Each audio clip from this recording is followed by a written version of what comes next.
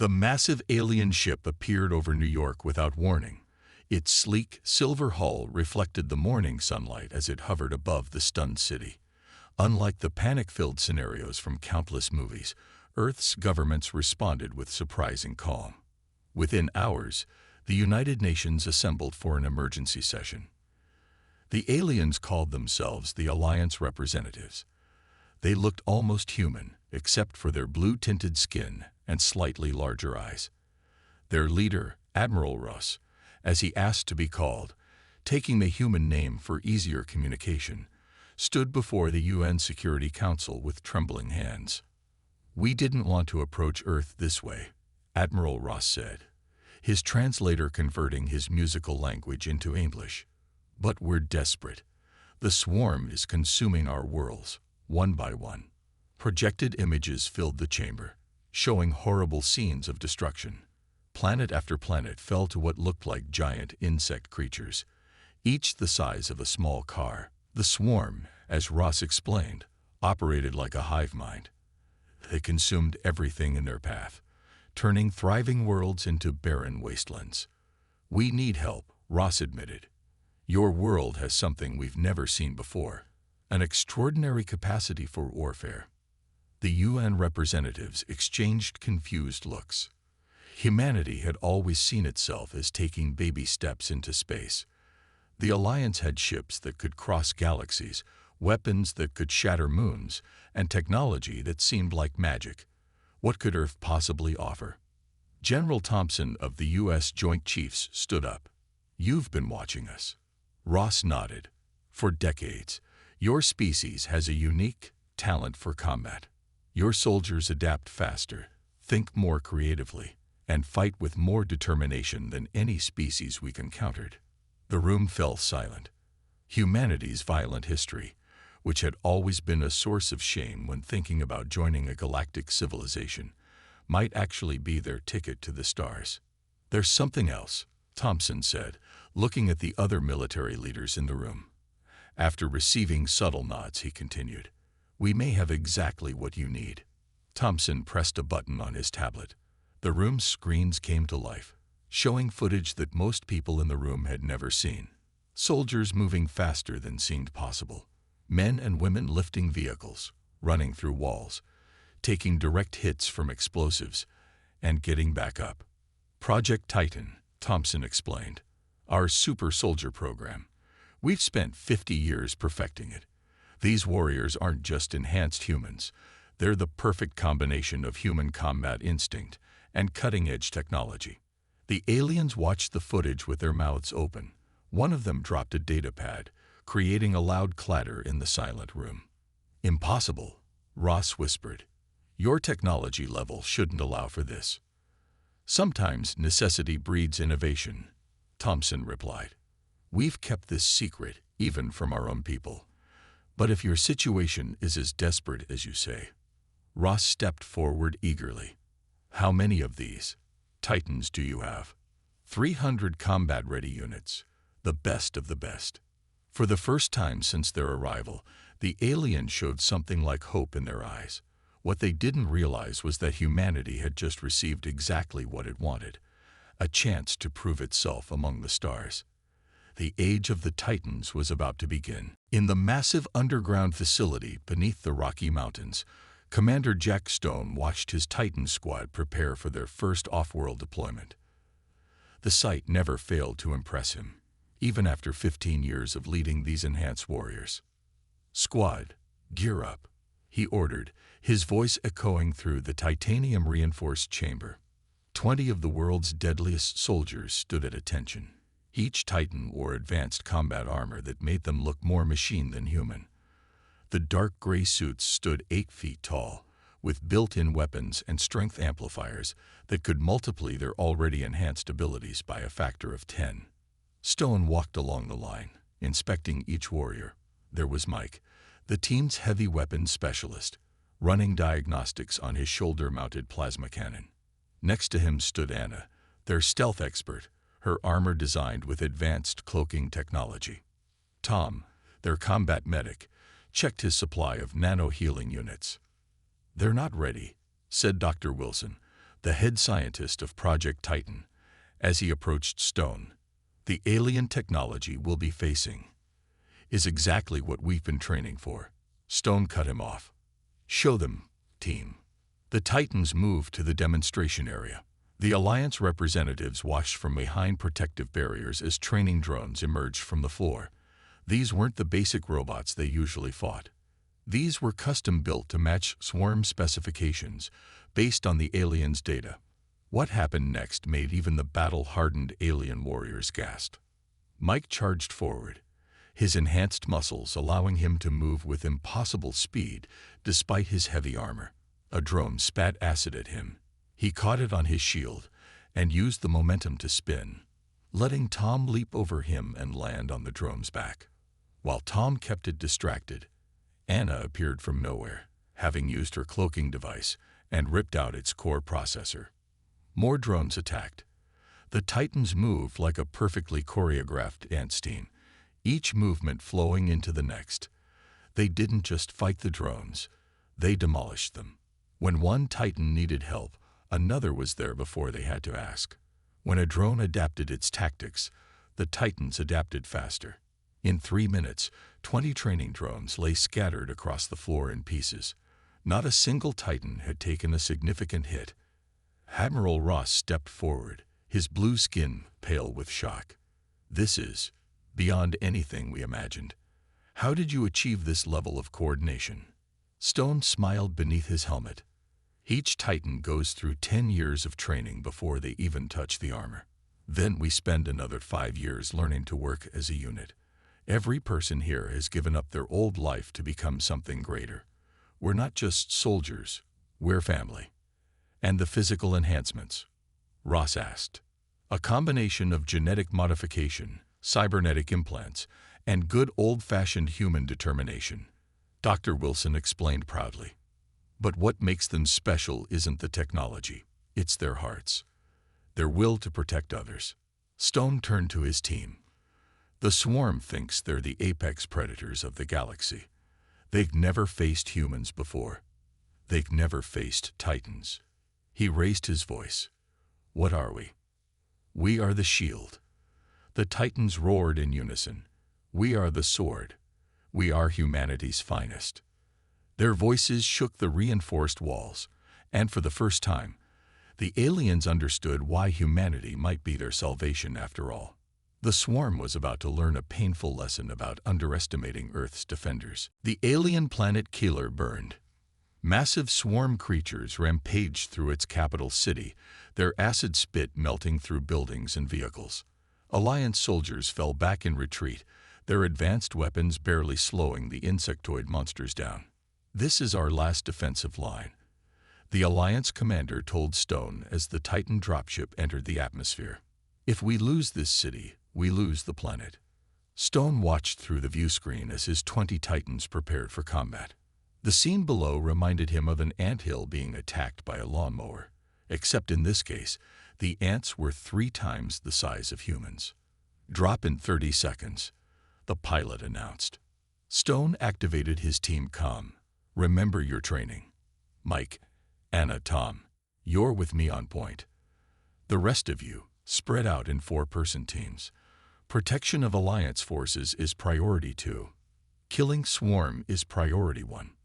The back of the dropship opened. Without hesitation, 20 Titans jumped into the burning sky. They fell like meteors, their armor glowing from the heat of re-entry. The swarm looked up at the strange lights. Their first and last mistake.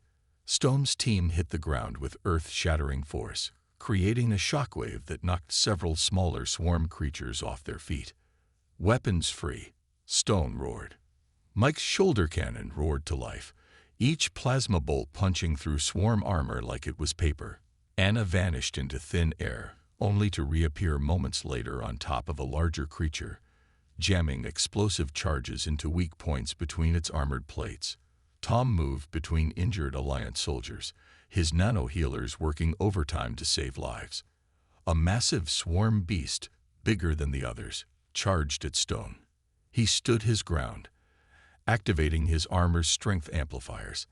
As the creature lunged, Stone caught its jaws with his bare hands.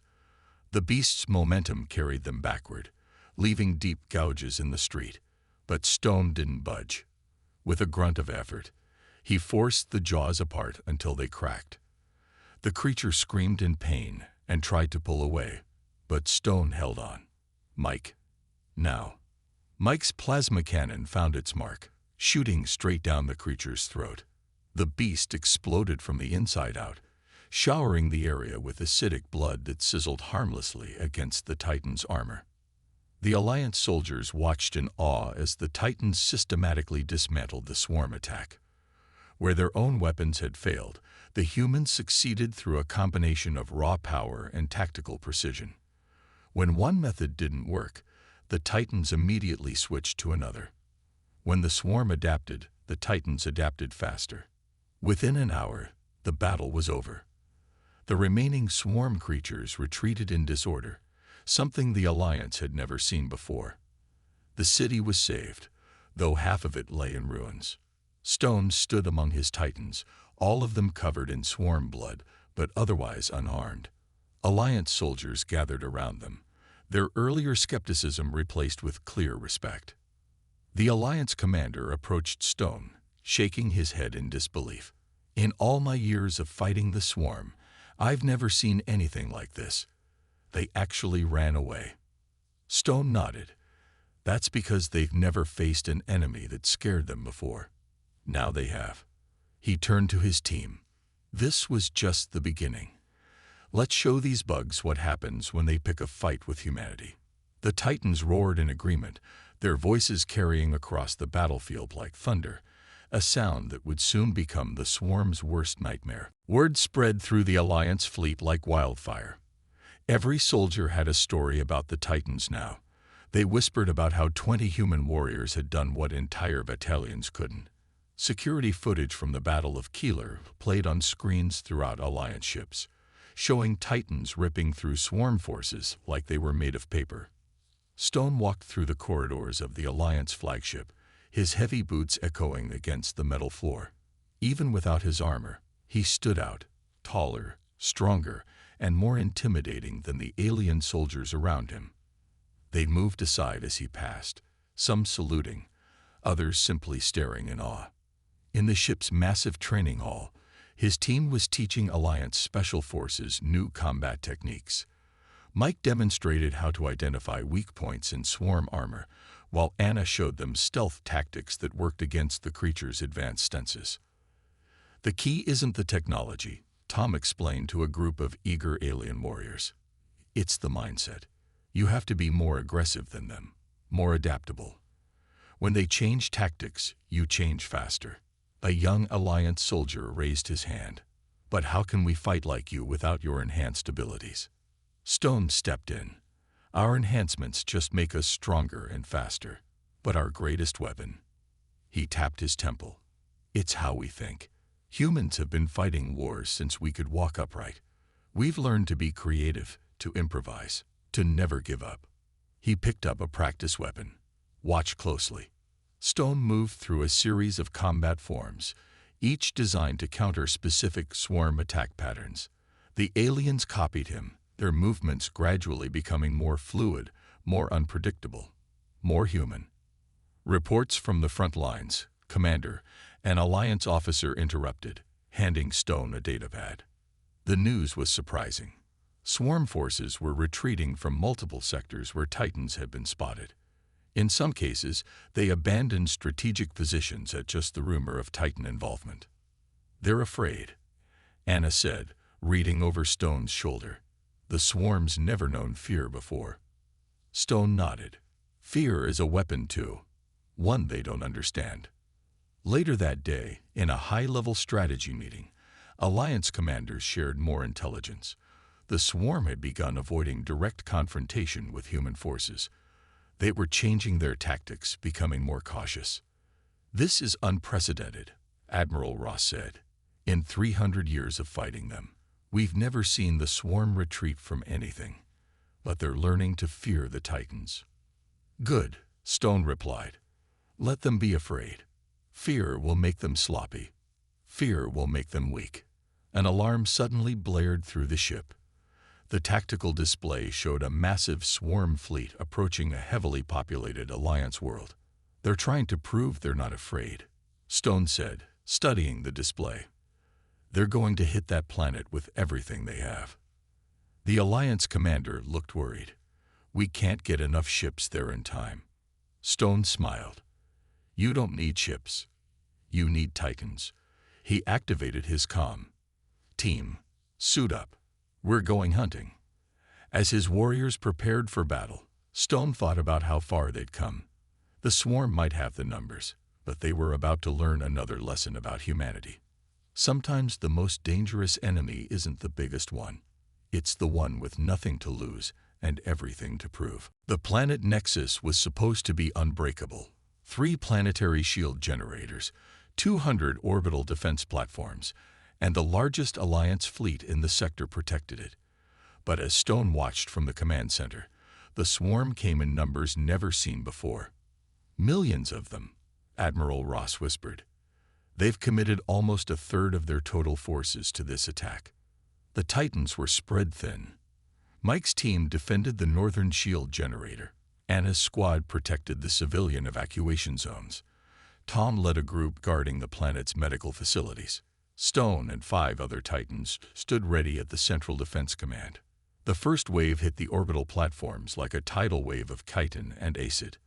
Alliance ships fought bravely, but they were overwhelmed. Burning wreckage rained down on the planet's shields, making the sky glow orange. "Shield 1 is failing," a technician shouted. Stone's comm crackled. "Commander." It was Mike, his voice strained. "They're using some new kind of acid. It's eating through our armor." Through the command center's cameras, Stone watched in horror as one of Mike's Titans fell. The soldiers' armor dissolved, and the swarm showed no mercy. It was their first combat loss since the war began. "Fall back to secondary positions," Stone ordered. "All teams, fall back." But the swarm pressed their advantage. They had learned from previous defeats. They attacked in coordinated waves, targeting the Titans specifically. Where before they had fled from the super soldiers, now they sacrificed thousands of their own to bring down just one. Anna's voice came next. "Civilian sector breached. We can't hold them all back."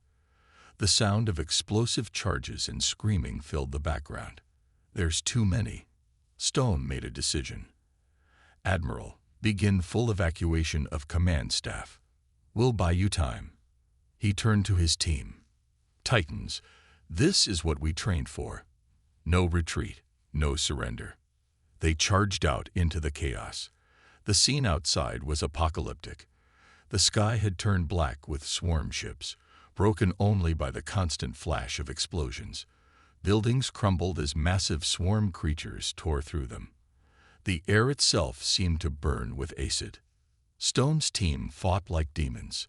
Each Titan took down hundreds of swarm creatures, but more kept coming. Their armor, nearly invincible in previous battles, began to fail under the new acid attacks. "Commander," Tom's voice was barely a whisper over the comm. "Medical center is overrun. We couldn't save them all." One by one, Stone lost contact with his teams. The swarm had finally found a way to defeat them, through sheer, overwhelming numbers and a willingness to sacrifice thousands of their own for each Titan they killed. By the time the evacuation ships took off, carrying what survivors they could, only 7 Titans remained from the original 20. Stone stood with them in the ruins of the command center, surrounded by mountains of dead swarm creatures. "All surviving units, fall back to extraction point," Stone ordered, his armor cracked and smoking. "This is not the end. We'll make them pay for every life they took today." As the remaining Titans fought their way to evacuation, Stone swore an oath. The swarm had just made their biggest mistake. They had made it personal. And if there was one thing humans did better than fighting, it was revenge. Stone stood before the holographic display on the Alliance flagship, studying the footage from Nexus over and over. His remaining Titans had spent 3 days in medical pods, their bodies and minds recovering from the devastating battle. But Stone hadn't slept. "There's something we're missing," he muttered, watching a particular swarm attack pattern for the 100th time. Behind him, Mike limped into the room, his body still healing from severe acid burns. "Commander, you need rest." "Look at this," Stone pointed to the display. "See how they move when they're about to use the new acid. They bunch up, like they're protecting something." Anna joined them, her arm in a sling. The smaller ones gather around the larger ones just before the attack. Tom, who had barely survived the medical center's fall, wheeled himself forward. His medical training kicked in. It's like antibodies protecting a vital organ. Stone's eyes widened. Computer, enhance Sector 47B of the battle footage. The image zoomed in on a group of swarm creatures. Just before they launched their acid attack, several smaller ones formed a protective circle around a larger one. The acid seemed to come from the center of the formation. "They're not all acid producers," Stone said, excitement creeping into his voice. "Only the big ones can make it. The others, they're protecting the suppliers." Admiral Ross rushed in, having heard the commotion. "What are you saying?" "The swarm's new weapon isn't built into all of them," Stone explained. "They have specialized units that produce it. That's why they changed tactics. They have to protect these units at all costs." "How does this help us?" Mike asked. Stone's face hardened with determination. "Because now we know their weakness. The acid producers are their key to beating us. Without them, our armor can withstand their normal attacks." He turned to the Admiral. "I need everything you have on swarm hive planets. Their main acid production has to come from somewhere." The Admiral's face paled. "You want to attack a hive world? It's suicide. Even with Titans, the numbers would be." "We don't need an army," Stone interrupted. "We need a surgical strike team. Get me into their main acid production facility, and I can end this advantage they have over us." The room fell silent. Everyone knew what Stone was suggesting. A near-suicide mission into the heart of swarm territory. "I'll go," Mike said, standing straighter despite his injuries. "Me too," Anna added. "You'll need a medic," Tom said, gripping his wheelchair's arms. Stone looked at his wounded warriors with pride. "No, you three need to heal. I'll take the 4 Titans who can still fight. Small team, fast insertion, hit them where they're vulnerable." Admiral Ross studied the determined faces before him. "The Alliance Council will never approve this." "Then don't ask them," Stone replied. "Give us 1 ship, minimal crew. If we succeed, the swarm loses their only advantage over the Titans. If we fail," he shrugged, "they won't have lost much." The Admiral nodded slowly. "When do you want to leave?" Stone looked at the footage one last time, at the scenes of destruction from Nexus. "As soon as possible. The swarm thinks they found our weakness." His fist clenched. "Time to show them they've only made us stronger." The swarm hive world loomed ahead, its surface covered in massive organic structures that looked like rotting flesh. Stone and his 4 remaining combat-ready Titans prepared inside their stealth dropship. Their armor had been modified with extra shielding against acid attacks. "Remember," Stone said to his team, "we're looking for the central acid production chamber. Intel suggests it's deep underground, near the Queen's chamber." Vil, their demolitions expert, checked his charges. "One way or another, we're making that place blow." The dropship pierced the planet's atmosphere, using the swarm's own biological interference to mask their approach. They landed in a dark canyon filled with pulsing organic matter. "Move fast, stay quiet," Stone ordered. "We're not here for a full battle." The team advanced through corridors of living tissue, their boots sinking slightly into the fleshy ground with each step. The air itself seemed alive, thick with spores and a sickly sweet smell. They encountered their first resistance near a major tunnel junction. A dozen swarm warriors blocked their path. Instead of fighting, the Titans used their new stealth systems to slip past. They couldn't afford to alert the hive.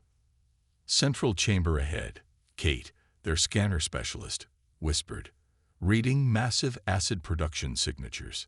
The chamber was enormous, larger than anything they'd expected. Huge organic vats filled with bubbling acid stretched into the darkness. Specialized swarm creatures hung from the ceiling, continuously producing more of the deadly substance. "This is it," Stone said. "Bill, set the charges. Everyone else, defensive positions."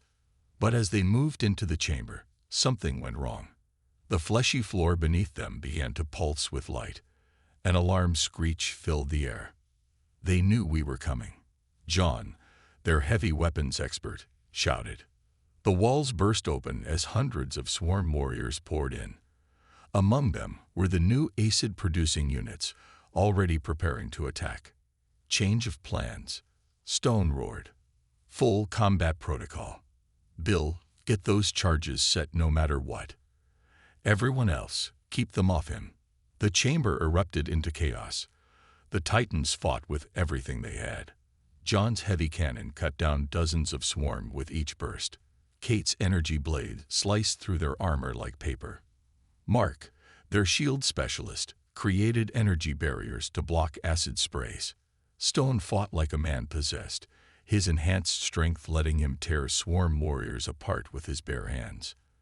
Every time an acid producer appeared, he made it his primary target. "Charges set," Bill called out. "But the detonator's damage." Stone looked at the timer. Someone would have to trigger it manually. He made his decision instantly. "Everyone out. Now." "Commander, no," Kate shouted. "That's an order. Get to extraction." Stone fought his way to the charges. "The mission comes first." His team hesitated for just a moment before following orders. They carved a path back to the entrance, covering each other's retreat. Stone stood alone in the chamber, surrounded by approaching swarm. He smiled beneath his helmet as he heard the dropship's engines through his comm. "This is Commander Stone," he said calmly. "Mission accomplished." He reached for the manual trigger just as something massive moved in the darkness behind him. Something that made even the swarm warriors step back in fear. The Queen had arrived. The Swarm Queen towered over Stone, her massive form filling the chamber. She was different from the other creatures, more intelligent with eyes that showed actual thought behind them. Her carapace gleamed with an iridescent sheen, and multiple limbs ended in razor-sharp points. "So small," the Queen's psychic voice echoed in Stone's mind. "Yet you cause so much trouble." Stone stood his ground, keeping one hand near the detonator. "We're full of surprises." The Queen moved closer, her massive head lowering to study him. "You're kind. You're new. Different. The others flee, hide, or die. But you attack." "That's what humans do," Stone replied. "When something threatens us, we don't run. We fight back." Around them, thousands of swarm warriors watched silently. Stone realized this was the first time any human had spoken with their leader. But he also noticed something else. The warriors were keeping their distance. Their movements showed hesitation, almost fear. "They remember," the Queen hissed. "They remember their brothers dying by the thousands against your kind. You taught them something new. You taught them fear." Stone smiled beneath his helmet. "Good. Then they're learning." Suddenly, his comm crackled to life. "Commander," it was Kate's voice. "The charges aren't strong enough. The acid will survive the blast." The Queen's mandibles clicked in what might have been laughter. "Your plan fails, little warrior. Your death will mean nothing." But Stone wasn't listening. He was calculating.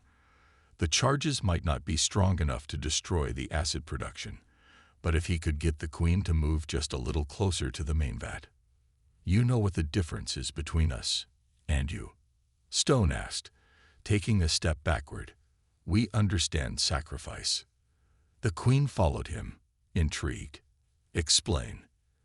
"Your soldiers die because you order them to.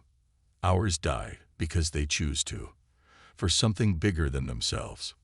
Another step back. "Almost there. Like you choose now." The Queen moved closer still. Exactly like that. Stone's hand tightened on the detonator. By the way, say hello to the Titans for me. The Queen's eyes widened with sudden understanding, but it was too late. Stone pressed the detonator. The explosions ripped through the chamber, not destroying the acid vats directly, but collapsing the ceiling above them. Thousands of tons of rock and organic matter crashed down. The last thing Stone saw was the Queen's face as both of them were crushed beneath the falling debris, the acid vats rupturing and spilling their contents everywhere. High above, in the dropship, Kate watched the entire hive structure collapse in on itself. "Commander!" She screamed into the comm. Nothing but static answered. The remaining Titans watched in silence as the surface of the planet began to crack and buckle. The chain reaction was destroying everything. Bill checked his sensors. The acid production facility is gone. Completely destroyed. He did it. The swarm forces on the surface were in chaos. Without their Queen's guidance, without their special weapons, they reverted to pure instinct. And that instinct was now dominated by fear of the beings who had killed their leader. The age of swarm dominance was over. But the cost had been high. Very high. 3 months after the destruction of the swarm hive world, the remaining Titans stood at attention in the Great Hall of the Alliance Council. The massive chamber was packed with representatives from 100 different species, all gathered to witness this historic moment. Admiral Ross stepped up to the podium, his blue skin gleaming under the bright lights. "Today we declare victory in the war against the swarm. Their forces are scattered. Their Queen is dead. And their threat to our civilization is over." The hall erupted in cheers, but the Titans remained silent. Kate, Bill, John, and Mark stood in their polished armor, thinking about the empty space where Stone should have been standing. However, Ross continued, "This victory came at a great cost. 13 Titans gave their lives in this war. Commander Stone's sacrifice in the final battle turned the tide forever." The Admiral gestured to a wall where 13 new statues stood. Each one depicted a fallen Titan in full armor, their names carved in both human and Alliance scripts below. Stone's statue stood in the center, larger than the others, his pose capturing the moment he faced the Queen. Mike wheeled Tom forward, while Anna walked beside them, all three still recovering from their injuries. They joined the 4 remaining active Titans as Ross continued speaking. "The Alliance hereby recognizes humanity as full members of our civilization, with all rights and privileges. Earth's Titan program will serve as the foundation for a new joint defense force." Kate stepped forward, her voice clear through her helmet speakers. "With respect, Admiral, we have a request." Ross nodded for her to continue. The Titan program was Stone's life. He believed in protecting others, in standing up against impossible odds. "We request permission to train the next generation of Titans, not just humans, but warriors from all Alliance species." The council chamber burst into discussion. No species had ever been offered access to Titan technology before. After several minutes, the High Counselor stood. "Permission granted," the ancient alien said. "Let Stone's legacy live on through a united force of protectors." Later, as the ceremonies ended, the surviving Titans gathered in a private chamber. They removed their helmets, showing faces marked by battle and loss. "Stone would have loved this," Mike said, looking out at the stars through a massive window.